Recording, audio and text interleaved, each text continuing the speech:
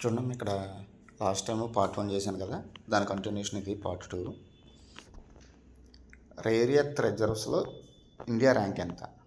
Question ఏంటంటే rare earth రిజర్వ్స్లో India rank ఎంత? కొంచెం స్పీడ్గా చెప్తాను, ఎందుకంటే చాలా టైం పడుతుంది కదా, దానివల్ల చాలా ఎక్కువ ఉంది కాబట్టి మనకి స్పీడ్గా చెప్తాను, కొంచెం అర్థం చేసుకోండి. ఒకవేళ కావాలి మళ్ళీ అంటే మీరు మళ్ళీ వినడమే వీడియో, ఓకేనా? రేర్ ఎర్త్ రిజర్వ్స్లో ఇండియా ర్యాంక్ ఎంత? ఇండియా ర్యాంక్ ఎంత అంటే థర్డ్ అమ్మ. రేర్ ఎర్త్ రిజర్వ్స్లో ఇండియా ర్యాంక్ ఎంత అంటే థర్డ్.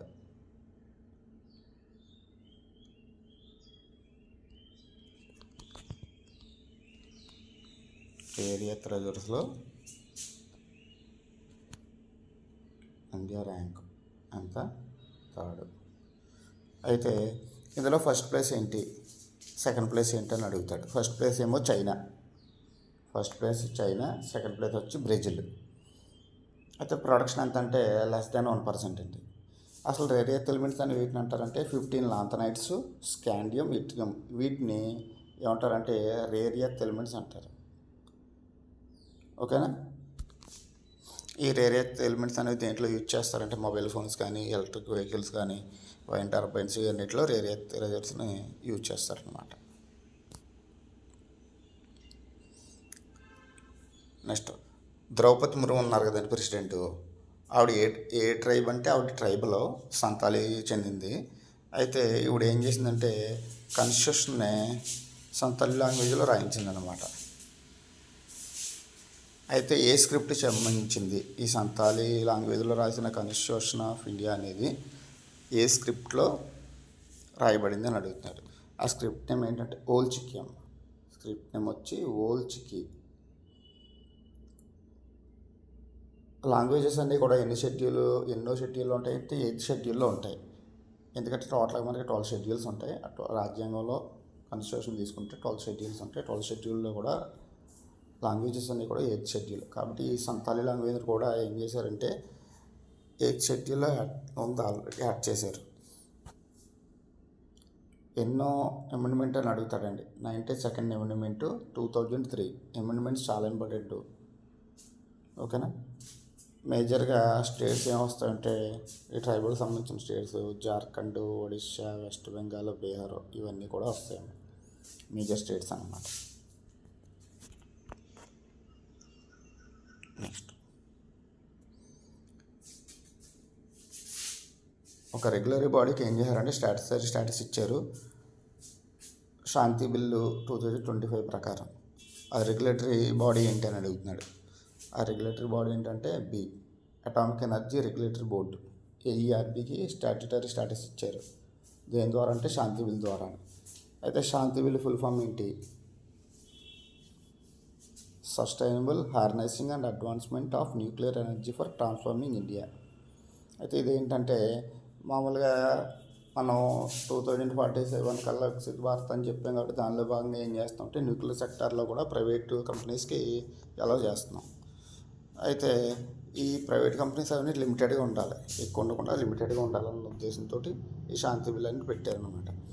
2047కి ఎంత న్యూక్లియర్ ఎనర్జీ సప్లై చేయాలంటే 100 GW న్యూక్లియర్ పవర్ సప్లై చేయాలి. అది దీని ఉద్దేశం. ఇక్కడ ఇచ్చే డయాగ్రామ్. నెక్స్ట్ క్వశ్చన్ చూడండి. ట్రెడిషనల్ మెడిసిన్ గ్లోబల్ సమిట్ సెకండ్ది ఎక్కడ జరిగింది? ఢిల్లీలో జరిగిందాం. అదే ఫస్ట్ది ఎక్కడ జరిగిందంటే గుజరాత్ జామ్నగర్లో జరిగింది. WHO అనేది హోస్ట్ చేస్తుంది. ఫస్ట్దేమో గుజరాత్లో జరిగింది, second traditional medicine global summit న్యూఢిల్లీలో జరిగింది. దేనికి ఎందుకు వస్తుంది అంటే ఇది మినిస్టర్ ఆఫ్ ఆయుష్ కిందకు వస్తుంది. దీనికి థీమ్ కూడా ఉంది. థీమ్ ఏంటంటే restoring balance for people and planet. WHO ఎప్పుడు పెట్టారో మన 1948. హెడ్ క్వార్టర్స్ వచ్చి Geneva, Switzerland. Statue of unity sculptor ఎవరో? రామ్వి సుతార్. ఈ స్టాట్యూ ఆఫ్ యూనిటీ అనేది ఎక్కడ ఉంటుంది అంటే వరల్డ్లోనే టాలెస్ట్ స్టాట్యూ, ఇది గుజరాత్లో ఉంటుంది. అయితే రీసెంట్గా ఈయన చనిపోయారు, అందుకే న్యూస్లోకి వచ్చిందనమాట. అయితే స్టాట్యూ ఆఫ్ యూనిటీ స్కల్ప్టర్గా ఏ అవార్డు రాలేదని అడుగుతారు ఒక్కోసారి. ఏ అవార్డు వచ్చింది? పద్మశ్రీ వచ్చింది, పద్మభూషణ్ వచ్చింది, ఓకేనండి. అంటే ఏం రాలేదు, భారతరత్న రాలేదు, పద్మవిభూషణ్ రాలేదు. ఫస్ట్ హైయెస్ట్ అవార్డు ఏంటి? భారతరత్న. సెకండ్ పద్మవిభూషణం. థర్డ్ చూసుకుంటే పద్మభూషణం. Last Padma Shri. Statue of prosperity, Bengaluru. Best FIFA men's player award ఎవరికి వచ్చింది? ఇక్కడ బెస్ట్ ఫిఫా ప్లేయర్ అవార్డు మెన్కి వచ్చింది, ఉమెన్కి వచ్చింది. అలాగే గోల్ కీపర్ కూడా మెన్కి వచ్చింది, ఉమెన్కి వచ్చింది. ఎవరంటే మెన్ను ఉస్మానీ డింబుల్, ఇటు ఫ్రాన్స్. ఉస్మానీ డింబుల్ అనేది ఫ్రాన్స్. అలాగే ఉమెన్స్ అయితేనే భానుమతి స్పెయిన్. గోల్ కీపర్స్ వచ్చి ఇద్దరు, గియాలుగి అని గుర్తుపెట్టుకోండి, మెన్స్లో ఇటలీ వాడు. అలాగే ఉమెన్స్ వచ్చి హన్నా హంప్టన్, ఇంగ్లాండ్. ఇండియాలో first wildlife safe road ఏ నేషనల్ హైవే మీద ఎస్టాబ్లిష్ చేశారు? ఇండియాలో first wildlife safe road national highway. అంటే ఏంటంటే ఇప్పుడు వైల్డ్ లైఫ్ సంబంధించిన క్రూరమృగాలు ఉంటాయి కదండి, ఈ జంతువులు ఏంటంటే రోడ్ క్రాస్ చేసేటప్పుడు యాక్సిడెంట్స్ అవుతున్నాయి. ఈ రోడ్డు NH-45 అనేది కండక్ట్ చేశారు, కొత్తగా వేశారనమాట. ఇది మధ్యప్రదేశ్లో ఉంది. దీనివల్ల ఏంటంటే రోడ్డు క్రాస్ చేసేటప్పుడు వాటికి ఎటువంటి ఇబ్బంది ఉండదు. సేఫెస్ట్ రోడ్ అనమాట వాటికి. అది దేనికుండా పాస్ అవుతుందంటే ఈరోజు వీరంగన దుర్గావతి టైగర్ రిజర్వ్ ద్వారా పాస్ అవుతుంది ఈ NH-45 అనేది. ఎవరైతే national highway authority of India. Bharatiya Bhasha Utsav theme ఏంటి? Many languages one emotion. ఇది దేనికి వస్తుంది? మినిస్టర్ ఆఫ్ ఎడ్యుకేషన్ కిందకి వస్తుంది.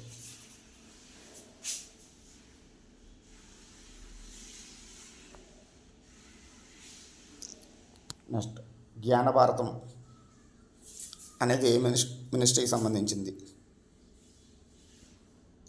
Minister of culture. ఇదేంటంటే స్క్రిప్ట్స్ ఉంటాయి కదా, మన యాన్షియంట్ హిస్టరీ కానీ మిడివల్ హిస్టరీ కానీ దొరికిన స్క్రిప్ట్స్ ఉంటాయి, వాటిని ఏం చేస్తారంటే డిజిటలైజేషన్ చేస్తారు అంతే. సుల్తాన్ అజ్లాన్ షా కప్పు ఎవరు నెగ్గారు? అసలు సుల్తాన్ అజ్లాన్ షా కప్ అనేది హాకీకి చెందింది. ఎక్కడ హోస్ట్ చేశారంటే మలేషియాలో హోస్ట్ చేశారు. విన్ అయ్యింది బెల్జియం ఫస్ట్ టైటిల్, ఓడిపోయింది India. Next, world meditation day ఎప్పుడు? మనకి యోగా డే తెలుసు, ఇంటర్నేషనల్ యోగా డే ఎప్పుడు? June 21. అలాగే వరల్డ్ మెడిటేషన్ డే అనేది December 21. థీమ్ ఉంది వరల్డ్ మెడిటేషన్ డే. దాని థీమ్ ఏంటంటే inner peace global harmony. Next, world AIDS day ఎప్పుడు? December 1. ఎయిడ్స్ అంటే ఎక్వైర్డ్ ఇమ్యూనో డెఫిషియన్సీ సిండ్రోమ్. ఇది ఏ వైరస్ వల్ల వస్తుంది? HIV, human immuno deficiency syndrome. అయితే థీమ్ ఏంటి 2025? Overcoming disruption transforming the AIDS response. Disruption transforming the AIDS response. Next, Bihar యొక్క first supercomputer IIT పాట్నాలో inaugurate చేశారు. దాన్ని ఏమేంటి? పారం రుద్ర దాన్ని ఏమో.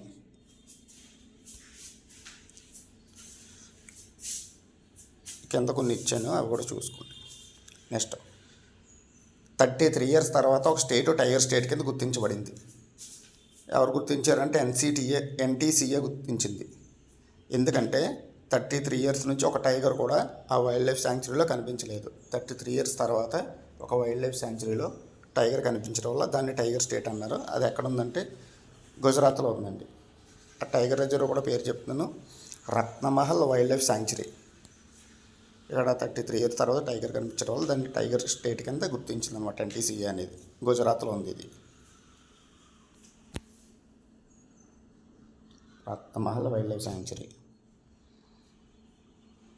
ఇంకా గుజరాత్లో ఏమున్నాయంటే బ్లాక్ బక్ నేషనల్ పార్క్ ఉంది, గిర్ నేషనల్ పార్క్ ఉంది. గిర్ నేషనల్ పార్క్లో ఏముంటాయంటే లైన్స్ ఉంటాయి, ఆసియాటిక్ లైన్స్, తెల్లసింహాలు ఉంటాయండి. అలాగే నల్ సరోవర్ బర్డ్ శాంక్చురీ ఉంది. నెక్స్ట్, ప్రధానమంత్రి గ్రామ సడక్ యోజన ఎప్పుడు లాంచ్ చేశారు? 2000లో లాంచ్ చేశారు. ఇప్పటికి 25 years కంప్లీట్ అయ్యింది. బడ్జెట్ అంతా 70,125 crores బడ్జెట్ కేటాయించింది. నెక్స్ట్, మన ఇండియా అనేది కొత్తగా అంటార్క్టిక్ రీసెర్చ్ స్టేషన్ అనేది 2032కి కంప్లీట్ చేస్తుందండి. అంటార్కిటిక్ రీచ్ స్టేషన్ అనేది 2032 కంప్లీట్ చేస్తుంది. దాన్ని ఏమేంటి మైత్రి 2. ఆల్రెడీ ప్రజెంట్ మనకు మైత్రి 1 కంటిన్యూ అవుతుంది. మైత్రి 1 ప్లేస్లోనే మైత్రి 2 ఉందండి. అయితే ఎప్పుడు కంప్లీట్ చేయాలంటే 2032 కంప్లీట్ చేయాలి. అయితే ఫస్ట్ది దక్షిణ గంగోత్రి అని ఉండేది ఫస్ట్ స్టేషను. అయితే దీన్ని ప్రజెంట్ ఆపేశారనమాట, అమల్లో లేదు. మైత్రి 2 అనేది మైత్రి 1 ప్లేస్లో వస్తుంది. ప్రజెంట్ మనం వాడుతున్న స్టేషన్ ఏంటంటే భారతి, దాని పేరు.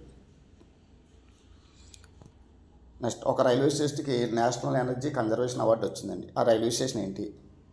మధ్యప్రదేశ్లో ఉంది, మియానా రైల్వే స్టేషన్. ప్రెసిడెంట్ ఏం చేశాడంటే ఈ అవార్డుని ప్రజెంట్ చేశారు. ఎవరు ఇచ్చారంటే award BEE, bureau of energy efficiency ఇచ్చింది. మధ్యప్రదేశ్లో మియానాకి నేషనల్ ఎనర్జీ కన్జర్వేషన్ అవార్డు వచ్చింది. Next, the one cricket my life more book ఎవరిది? ఆధార్ ఎవరి బుక్కి? శిఖర్ ధావన్, క్రికెట్. నెక్స్ట్, చరాయిచుంగ్ ఫెస్టివల్ ఎక్కడ జరుగుతుంది? మజులి. మజులి అంటే ఏంటంటే వరల్డ్లోనే లార్జెస్ట్ రివర్ ఐలాండ్ అండి. మజులి అనేది వరల్డ్ లార్జెస్ట్ రివర్ ఐలాండ్. చాయిచింగ్ రాయల్ బర్డ్ సెంచురీ ఎక్కడ ఉందమ్మా? అస్సాంలో ఉంది.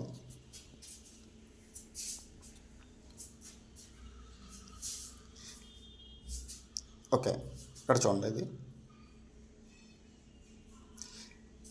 ఒక ఇన్స్టిట్యూట్ అనేది ఇండియాలో ఉంది. First dedicated clinical trial of advanced brain stent. Brain stent అంటే ఏంటంటే ఇప్పుడు బ్రెయిన్ స్ట్రోక్ వస్తుంది కదా. బ్రెయిన్ స్ట్రోక్ రావడం లేవద్దంటే బ్రెయిన్లో ఉన్న బ్లడ్ వెజల్స్ అనేవి బ్లాక్ అయిపోతాయండి.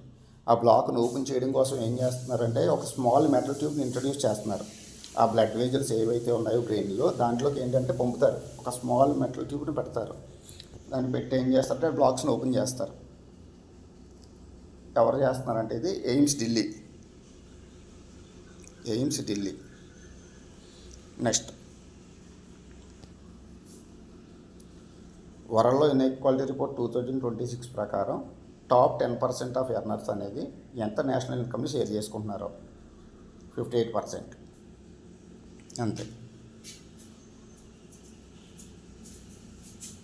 అదే బాటమ్ 50% తీసుకున్నారనుకోండి, 15% ఆఫ్ ఇండియన్ ఇన్కమ్ షేర్ చేసుకుంటున్నారు. ఈ రిలీజ్ చేసేది ఎవరు అంటే వరల్డ్ ఇన్ఈక్వాలిటీ రిపోర్ట్ని వరల్డ్ ఇన్ఈక్వాలిటీ ల్యాబ్ రిలీజ్ చేస్తుంది. వరల్డ్ ఇన్ఈక్వాలిటీ రిపోర్ట్ని రిలీజ్ చేసి world inequality lab. Zero emission electric truck project అంటే ఏంటంటే ఇది పెద్ద పెద్ద షిప్లు ఉంటాయి కదండి, వాటికి ఏంటంటే ఇవి హెల్ప్ చేస్తాయి. ఈ టగ్స్ అనేవి ఇవి జీరో ఎమిషన్ అంటే ఏంటంటే కరెంటుతో నడుస్తాయి అన్నమాట. ఈ స్మాల్ బోట్స్ అనేవి కరెంటుతో నడుస్తాయి. మొత్తం ఇండియా ఏంటంటే ఒక 50 తయారు చేయాలనుకుంటుంది. 50 ఎలక్ట్రిక్ ట్రక్స్ ఎప్పటికల్లా 2030 కల్లా. ఇది దేనికి ఎందుకు వస్తుందంటే ఈ project green truck transportation program GTTPకి వస్తుంది. ఎవరు లాంచ్ చేశారంటే minister of ports, shipping, waterways. మనకి ఎవరో క్యాబినెట్ మినిస్టర్ ఆఫ్ పోర్ట్స్, షిప్పింగ్కి సర్వదాన్ సోనోవాల్. నెక్స్ట్, ఇండియాలో ఒక state first time fully digitise voter rolls under SIR special intensive revision programme.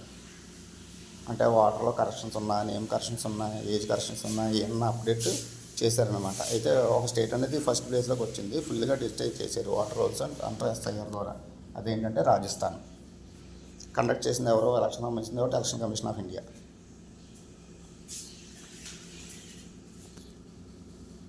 Ramgarh రిషిదారి tiger reserve అనేది ఏ స్టేట్లో ఉంది? ఆర్తోటే స్టార్ట్ అవుతుంది, ఒకటి రాజస్థాన్లో ఉంది. ఇదేంటంటే ఇండియన్ ఎయిర్ ఫోర్స్ అనేది సక్సెస్ఫుల్గా లిఫ్ట్ చేసింది. అంటే ఒక చోట నుంచి చోట తీసుకెళ్ళింది. అక్కడ నుంచి అంటే పెంచ్ టైగర్ మధ్యప్రదేశ్ నుంచి రాజస్థాన్లోని రామ్గర్ రిషిదారి టైగర్ రిజర్వ్ దగ్గర తీసుకెళ్ళింది. ఇది సెకండ్ టైం అండి రీలొకేట్ చేయడం. ఆల్రెడీ ఫస్ట్ టైం ఏం చేశారంటే కన్హా ఉంది కదా మధ్యప్రదేశ్లో, అక్కడ నుంచి ఒడిశాలోని సతోష్కాయి టైగర్ రిజర్వ్కి ట్రాన్స్ఫర్ చేశారు టైగర్స్ని 2018లో. ప్రజెంట్ ఇప్పుడు 2025లో ఎక్కడి నుంచి పెంచ్ టైగర్ రిజర్వ్ నుంచి రామ్గర్ రిషిదారి టైగర్ రిజర్వ్కి. నెక్స్ట్, స్పైరల్ గెలాక్సీని డిస్కవర్ చేశారు ఇండియన్ ఆస్ట్రానమర్. దాని నేమ్ ఏంటి? అలకనంద. దాని నేమ్. దీని ఏజ్ వచ్చి 1.5 బిలియన్ ఇయర్స్ ఓల్డ్ అనమాట. తన నేమ్ ఎవరు? ఆస్ట్రానమర్ ఎవరు? Rashi Jain and Yogesh Wadadekar. Repo rate ఎంత RBIది ప్రజెంట్? 5.25% అండి. ఎప్పటికి ఇది డిసెంబర్ 2025కి రీపో రేట్ ఎంత తగ్గిందంటే 25 బేస్ పాయింట్స్ తగ్గింది. ఇక్కడ చూద్దాం కొంచెం. రీపో రేట్ అంటే ఏంటంటే ఆర్బీఐ అనేది షార్ట్ టర్మ్ లోన్ ఇస్తుంది కమర్షియల్ బ్యాంక్కి, దాన్ని రీపో రేట్ అంటారు. అదే బ్యాంక్స్ కానీ ఆర్బీఐకి తిరిగి ఇచ్చేయనుకోండి, దాన్ని రివర్స్ రీపో రేట్ అంటారు. ఎంఎస్ఎఫ్ అంటే RBI land short term loan to commercial banks ఇది. అయితే రీపో రేట్ ఎంత 5.25%, రివర్స్ రీపో రేట్ 3.35. చాలా ఇంపార్టెంట్ ఇది. బ్యాంక్ రేటు ఎంఎస్ఎఫ్ ఒకటే ఉంది 5.5%, సిఆర్ఆర్ 3%, ఎస్ఎల్ఆర్ 18%. ఈ వాల్యూస్ కంపల్సరీ గుర్తుపెట్టుకోవాలి. రీజనల్ ఏఐ ఇంపాక్ట్ కాన్ఫరెన్స్ ఎక్కడ జరిగింది? మేఘాలయలో జరిగిందండి. రీజనల్ ఏఐ ఇంపాక్ట్ కాన్ఫరెన్స్ అనేది మేఘాలయలో జరిగింది. థీమ్ ఏంటంటే AI for citizens empowerment. Men's world athlete of the year award ఎవరికి వచ్చిందంటే డూప్లాంటిస్కి వచ్చిందండి, స్వీడన్ ఒకటి. అదే ఉమెన్స్ వచ్చి సిడ్నీ మెక్లాలిన్ లెవరాన్ అమెరికా, తనకు వచ్చింది వరల్డ్ అథ్లెటిక్ అవార్డ్స్ అన్నమాట. ఇవి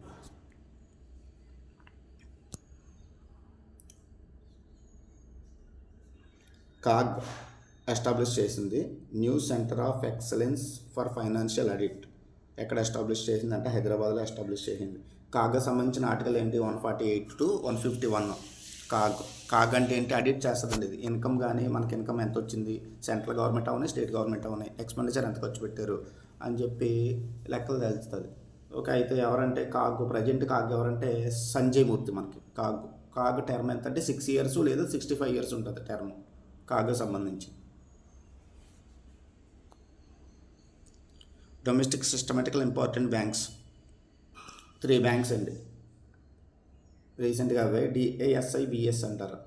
ఇంపార్టెంట్ బ్యాంక్స్ అని అర్థం.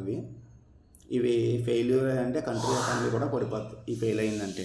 సేఫెస్ట్ బ్యాంకు అవి ఏంటంటే హెచ్డిఎఫ్సి, ఎస్బీఐ, ఐసిఐసిఐ. ఈ 3 కూడా హెచ్డిఎఫ్సి, ఎస్బీఐ, ఐసిఐసిఐ బ్యాంక్ కూడా డిఎస్ఐ బిఎస్ అవే. వరల్డ్లోనే largest fast payment system IMF ప్రకారం ఏదైందంటే యూపీఐ పేమెంట్స్ అండి. World largest payment UPI payments ఎంత జరిగాయంటే ఇయర్లో 120 billion ట్రాన్సాక్షన్ జరుగుతాయి అన్నమాట. National Payment Corporation of India అనేది డెవలప్ చేసింది యూపీఐ పేమెంట్స్.